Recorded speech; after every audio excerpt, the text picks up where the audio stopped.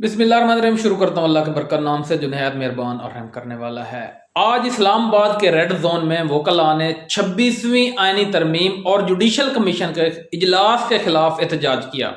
احتجاج کے دوران وکلاء نے سپریم کورٹ کی جانب جانے کی کوشش کی، تاہم پولیس نے انہیں روکنے کے لیے سرینا چوک پر کنٹینر لگا کر راستہ بند کر دیا گیا۔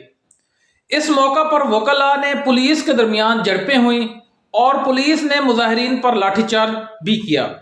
ریڈ زون میں داخلہ نہ ملنے پر وکلاء نے سری نگر ہائی وے، جس کا پرانا نام کشمیر ہائی وے تھا، پر احتجاج کیا، جس سے ٹریفک کی روانی بری طرح متاثر ہوئی۔ پولیس نے ریڈ زون کے داخلی اور خارجی رستوں کو بھی بند کر دیا، جس سے دفتر خارجہ سمیت ریڈ زون میں موجودہ دفاتر جانے والے شہریوں کو بے حد مشکلات کا سامنا کرنا پڑا۔ احتجاج کے باعث میٹرو بس سروس کو بھی جزوی طور پر معطل کرنا پڑا۔ اسلام آباد ٹریفک پولیس نے شہریوں کو متبادل کے طور پر مارکلا روڈ استعمال کرنے کی ہدایت کی۔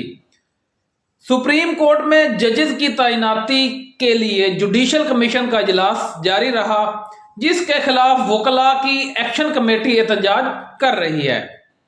دوسری جانب سپریم کورٹ بار ایسوسی ایشن اور پاکستان کی تمام بار کونسل نے مشترکہ اعلامیے میں جوڈیشل کمیشن کے اجلاس کے خلاف ہڑتال کو مسترد کر دیا۔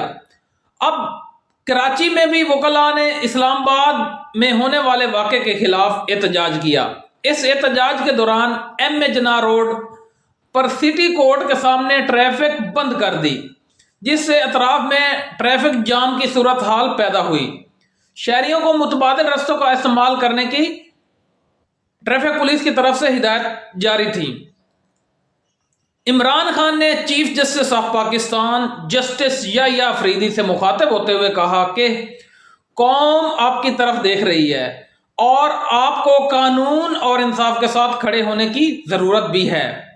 اڈیالہ جیل میں صحافیوں سے غیر رسمی گفتگو کے دوران عمران خان نے مزید کہا کہ پاکستان کی جمہوریت ڈی ریل ہو چکی ہے اور اس وقت منافقت کی جمہوریت، اور جہاں تنقید کو غرداری بنا دیا جاتا ہے۔ چیف جسٹس سے درخواست کی کہ وہ قانون کی حکمرانی کو یقینی بنائیں اور انصاف کے تقاضوں کو پورا کریں۔